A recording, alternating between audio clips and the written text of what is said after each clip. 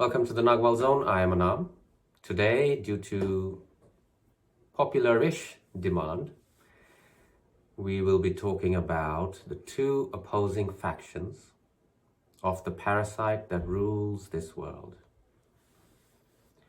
and what's happening today. So today's video is more about just coming up to date with current events in the parasite's news, and be aware that what you hear from this point on is best treated as speculation and opinions.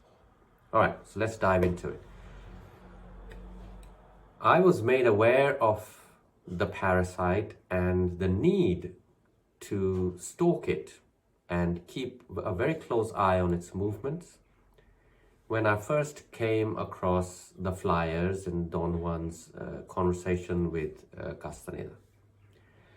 And then I asked my benefactors and they said, it's not really that important, don't worry about it. I said, I was already hooked by then. It's very powerful, this stuff. I was hooked and I was like, oh, well, but I just carried on with my training and that was the end of that. I believe it may have been a couple of years later, I came across David Icke and one of his books. We're going back almost 20 years now. And lo and behold, in that book, his books are all about the parasite in his own way that he interprets. But we're talking about the same entity. And he says in that book that he read Castaneda and he was surprised and almost fell off the chair when he read that description of the flyers, as Don Juan gave Castaneda, was almost the same as what he has been talking about. And when I read that, I was like, okay, I'm gonna pursue this. I'm gonna keep a check on there's something going on here. And so for a very, very long time, I've kept my hand on the pulse of this realm. What's going on? No, that doesn't mean the news headlines. Don't waste your time with that. That's not it. But I set an intent and I let that intent, all right. One day I'll explain this in further detail. Let's just say that that intent was a raven and that raven flew in a certain direction and I followed it. Let's just leave it there. Over these years, I've kept a very close eye on the parasite and its shenanigans, how it assimilates worlds. I've talked about it in other videos. You can go and check them out. Otherwise, there's a lot of material out there that you can sift through. There's a lot of bullshit. There's a lot of good stuff. Sift through and come to your own picture of what is going on. Here I'll attempt to give you my own. So let's pick up a bit further on now, and let's start talking about the two factions that the minions of the parasite have subdivided into now. This has never happened before. In this reset of what white people call history, where you've been taught. That's just white people's narrations. There's 99% speculation and opinions and imagination, literally. Imagination. And 1% of some factual. So in other words, there's no way to know what accurately happened before what white people call 1920. Yeah, I just said that. Now, before dismissing it, that I just gave you a huge journey to go on. The kind of rabbit holes that you can't even imagine. Before the 1920s, there's no reliable way to know what went on. All right, so the parasite's minions were working with a certain model for a very long time, successfully. That model has disintegrated or is not working anymore as efficiently as was planned, and a new model is now emerging. So the old guard and the new mutants, right? That's what's happening. So we can subdivide, and I've seen this phenomenon happen I've seen it personally experienced and seen it everywhere. In religion, you'll have one guy, he will usually non-existent with no historical proof for his existence, always a he. And then this guy will start a religion, but then that religion will start subdividing into different factions. Those factions will subdivide into different factions, so on and so forth. I've seen it in martial arts, I've seen it in religion, I've seen it in all manner of things. Wherever someone starts one thing, eventually it will subdivide into factions. It is the way of existence, I believe. This Parasite is now subdivided into the old guard, which is the aristocracy, the old model of slave and master, and different variations thereof, serfs and the feudal system, or in the straight up slave and master model that has been relied upon to leech your energy for a long time. A new faction has now emerged which is taking over very rapidly, and the old guard is absolutely not happy about that. And the new faction you could call the technocracy. So now there's a tug of war happening between the aristocracy model and the technocracy model. You're still caught in the middle, but the way the farm is run is now changing. This is mainly determined by numbers. Why this is even happening is because of numbers. What I mean by numbers is, imagine that you start a farm and you have 10 chickens. You can do it all yourself. You can get up in the morning, feed the chickens yourself, let them out, forage around, put them back in. Everything you can do yourself. 10 years later, those chickens now have become 50 chickens. 10 years later, we see you couldn't do it yourself. Now you have 2 hired helpers to help you feed those chickens, keep them watered, keep the cages or the place clean, everything, so on and so forth. 10 years later, those chickens have now become 5,000 chickens. Now you've had to bring machines. The farm has undergone an industrial phase. You've had to bring in machines, automatic feeders, to feed the chickens at a certain time, right? And those machines are now being run by 10 people. So as the farm has grown, your group has grown as well. Your staff has grown, that's running the show. The logistics are larger in order to successfully run the show. You've now had to put electrified fences everywhere so the foxes don't come and steal off your 5,000, just run rampant amongst your 5,000 chickens. Also, now you're having to inject these chickens with all sorts of things to keep them safe from diseases and everything. This wasn't a problem when only 10 chickens were there. 10 years later, those 5,000 have now become 500,000 chickens. You've now taken over the entire area. The farm now fills miles and miles and miles of chickens. Your logistics are now absolutely huge. And what has to happen? You can't keep hiring more staff. Mechanical automation has reached now its limits. Machines keep breaking down and you need staff to freaking repair those machines so that the machines can automatically feed the chickens. You need more grain. The grain itself costs more than running this farm. How are you going to make a profit from this farm?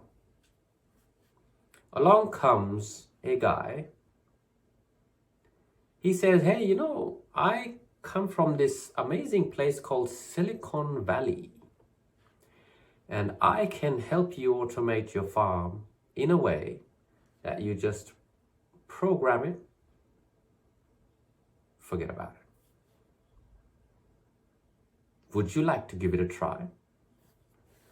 Absolutely. You'll say, yeah, if it makes my life easier, absolutely. The chickens don't care. They just get their food, they get their happy hour, and they're done. Good. So here we go. The farm starts to now enter the digital age. Everything is digitalized. AI, algorithms now run the entire show. You're happily sacking staff. Off you go, don't need you. The AI is going to run this, algorithms run this and that, and my chickens are all being cared for automatically. The only problem now is that you don't know how to repair the algorithms. You didn't realize it, but control has now shifted over to those folks in Silicon Valley, hasn't it? They can infiltrate your farm at will. They can introduce glitches in the algorithms at will. In other words, you're now hostage to what? Technology. So whoever owns that technology owns your farm. You're not going to like that, are you? You're not going to like that. You're going to say, for all these years, my farm was running perfectly fine. Chickens were being cared about. And now look at what's happened. My farm is slipping out of my hands into the hands of these fools who don't know anything about anything except zeros and ones. And they're going to run this farm. My father was running this farm before me, and my father was his father and father. Now these fools are going to run this farm. Right? That's what's happening right now. The aristocracy, the 12, they are actually not 12, but there are some families that are behind the scenes. No one will ever know about them. Super powerful. These families are losing ground before their very eyes. And the Silicon Valley takeover is happening before our very eyes. Your perspective and my perspective is the chicken's perspective. You and me, we don't get to have the farmer's perspective. But it is enough to understand the nature of the takeover. The aristocracy really can't do much. It's too dependent now already. Too dependent on technology. So the handover is going to happen. What these people call the reset, or whatever they're calling it, build back better. What are they referring to? Build what better? What better? The farm. The farm. These people defined by WEF, that name will morph into a political, that organization will, within, I would say, 5-6 years, max 8-9 years, this is just a working title, really. It's a working title, like you have a working title for an album before the album is released, or you have a working title for a film. is just a working title for this organization. Its actual professional corporate name will be a political name very similar to, can you guess? Variations of One World Government, New World Order, variations of that, right? It's the same organization that will morph to that. This organization is the spearhead of these technocrats. Now, here's the thing about the technocrats. They feel that they can do a better job at running the farm. They feel they can do a much better job than the archaic methods of slavery and, keeping the chickens submissive, and the chickens are unhappy and everyone's running around ruining their lives, and they feel they can genuinely make people's lives better through technology. But what they want to do is they've come up with some brilliant solution, these guys. They're saying, okay, the chickens, we kill off the chickens and they come back more. They breed like crazy. These people, these chickens, aka humans, whatever we do to kill them off, they adapt to it and they come back breeding more and more and more and more and more. Right? We have even subliminally hard-coded them into the 4-man model. Husband, wife, 2 kids. Who do you think? You think you came up with this? You've got a spouse and 2 kids, haven't you? Who do you think came up with this? You did, huh? Let me enlighten you here a little bit. You didn't. This was a manufactured model given to you. But the nature of brainwashing is such that it makes the subject feel like it is their original thinking. Everything has been done to curb your breeding habits, right? But humans, being humans, will breed and breed and breed and breed and breed. So the technocrats want to transpose that into the digital world, where you can breed away all you like. Mark my words very carefully, within 5 years, 10 years max, it will be possible there will be laws have to be introduced. It will be possible to marry and divorce digital wives and husbands, digital, purely AI wives and husbands who have physical interfaces through what? 5G, 6G. Those bandwidths are needed for this to work. Now population problem solved, because you can breed away in the 0 and 1 world. You can have 10 children if you like. They don't eat, you can program them, you can make them look the way you want, whatever. You've got total control. In the outside world, you are to be brainwashed into being sexless, genderless beings, artificially introduced have you noticed that anything artificial is sold to you as better? Have you noticed that? Enhanced reality. Enhanced. To a warrior, it is a statement of the kind of deep insanity that you don't know whether to laugh or cry. Enhanced reality. There's another one for fake arms and legs and all that kind of stuff as well. Everything is better than it's implied in the NLP, the marketing. It's implied, right? And that is the way to do it. If the technocracy is going to pull this off, You are not a fool. You're not a fool. You're not going to just go, all right then, I'll get metal arms. It's good for me. You're not going to do that, are you? So slowly, your children, and then max by the time their children come out, are going to be convinced that real life is so bad, so hard and tough, that the digital life is a much better option. So much freedom. The graphics are almost real nowadays, man. You can't tell the difference between the real sky and the digital sky, man.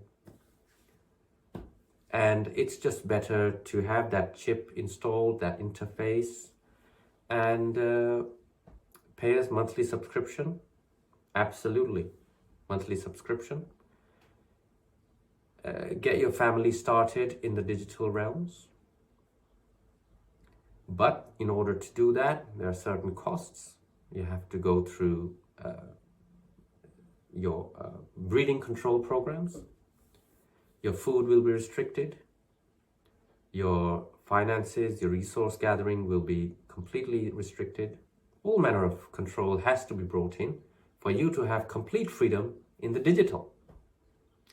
This is the way the technocracy thinks to solve the world's problems.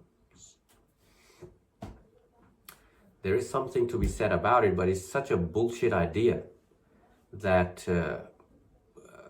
you have to wonder what kind of out of touch human beings, and out of touch with their own feelings.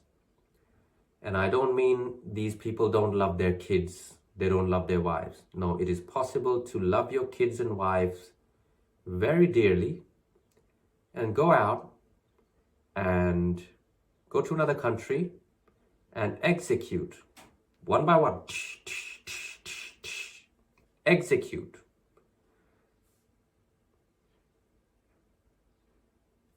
hundreds of humans. Why? Because your CO said so. The army made me do it, man. I've got PTSD for life, man. Yeah, Mr. Man. When the army was recruiting you with those ads of an adventurous life abroad, what the fuck do you think you were gonna do? You're gonna go save human beings? Or you think you were gonna go save starving children in Africa, were you? What kind of fool are you?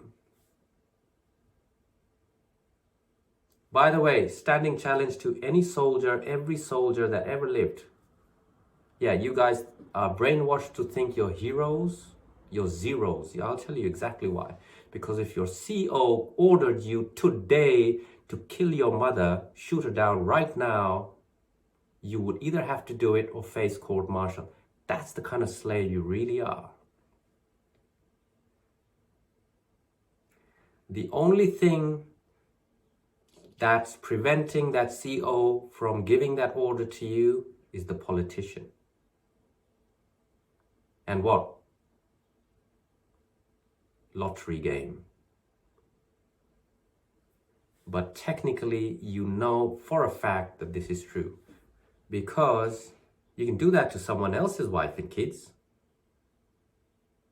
What makes you think your own wife and kids are immune from the CO's orders? This is how stupid you are and how brainwashed you have become, allowed yourself to become. Now I understand some people join the army because circumstances at home are hellish. I really get it. And the army is a great way out. I, in fact, encourage many young people, hey, just do 2 years in the army. It'll really sort you out. Don't make a career of it, though. Right? So there are pros and cons to everything. Now, this is the way the changing of the guards is happening. What can you do about it? Absolutely fuck all. You can't do anything about it. Unless you want to be shot down dead like that Japanese gentleman recently, or down the decades, be killed in some manner or the other by, always it's the lone gunman, right? or some kind of suicide. I know I've kept the Parasite's movements in my sights for almost 20 years. In front of my eyes, I have beheld YouTube channels, Twitter accounts, newsletter mailouts, where people have said, literally said, if something happens to me, it wasn't suicide. In front of my eyes. Not once, many times. It's a pattern the Parasite uses. And lo and behold. And there's always a numerological date attached to the sacrifice or the execution. And our amazing media, it was a suicide. They found this man alone in his hotel, having hung himself or whatever. Sometimes it's not even so blatant. It's blatant enough to he jumped out of the hotel window 5 stories up or 50 stories up or whatever, right? How did this guy jump out of the hotel 50 stories up with the kind of glass that they use on their, full, the wall, the views that you can look out from 50 stories up? How did this guy do it? You can break every bone in your body hurling yourself against that glass and crush your skull. Completely questionable, but the police. Case closed, suicide, done. Yeah, you want to check the money on that one. So, the Parasite has many ways to eliminate troublesome chickens. Many ways. And they would do away with them immediately without any problems if they weren't afraid that other chickens would notice. And there's nothing like an angry chicken. There's no force. Even in video games, it's acknowledged. Do not mess with the chickens in the village. This is a famous one in video games. If you're a gamer, you know this one.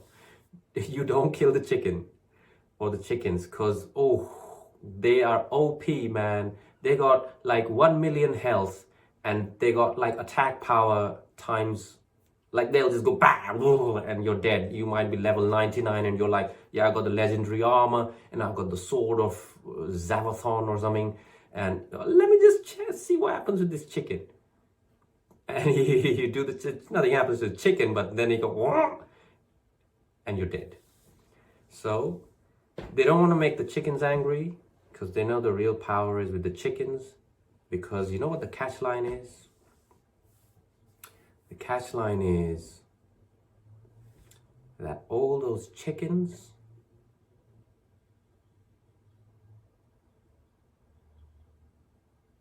are eagles.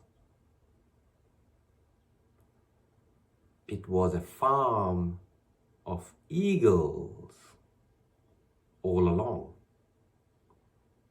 Except that those eagles had been convinced to identify themselves as chickens. That's the real fear. And the entire game works on that. Now, the aristocracy depends upon tried, tested models of slavery and overlord. Simple, works.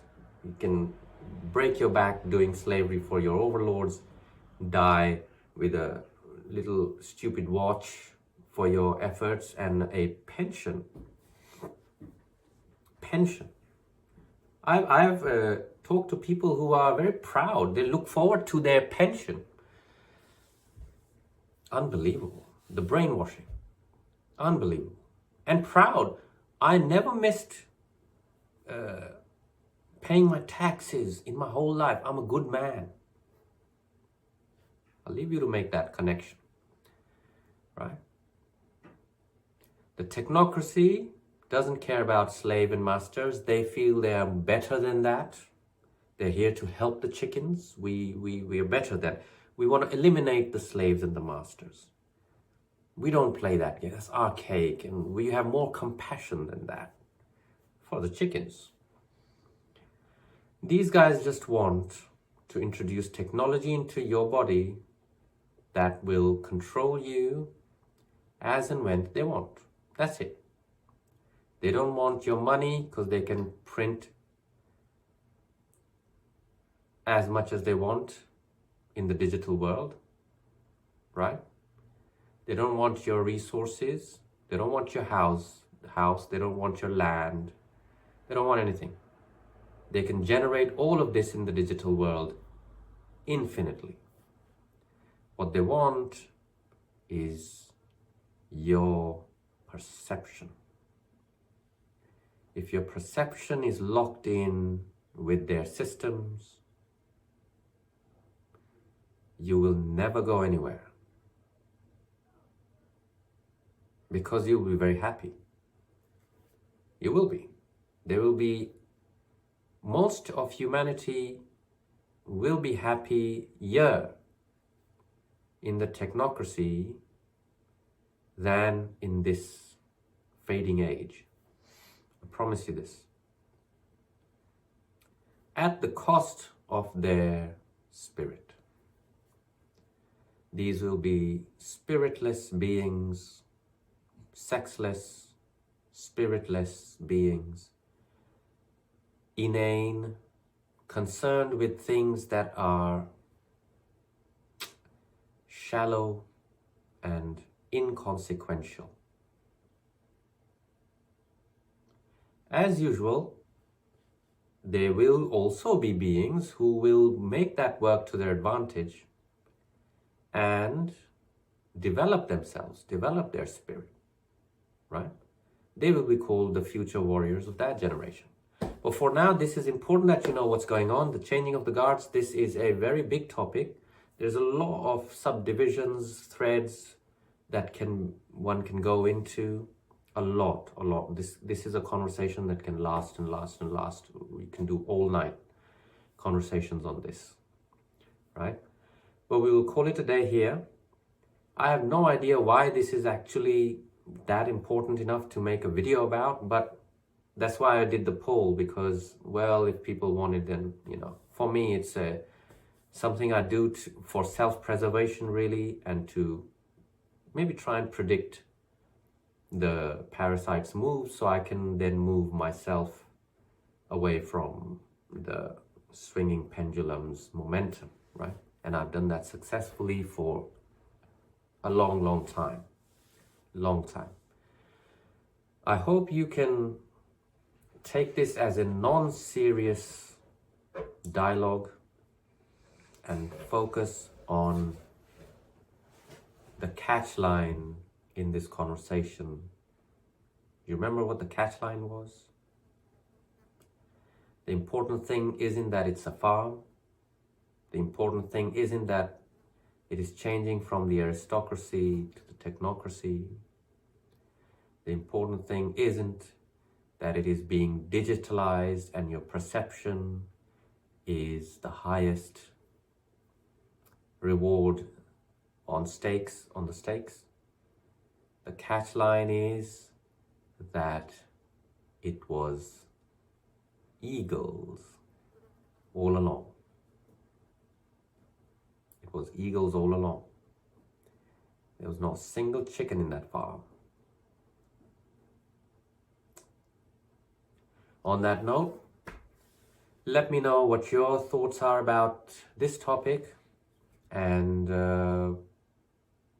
anything relevant that may enhance this conversation in this video. Put it in the comments. Would love to hear from you. I'm sure others would love to hear from you. And I shall see you next week. Walk in freedom. Farewell.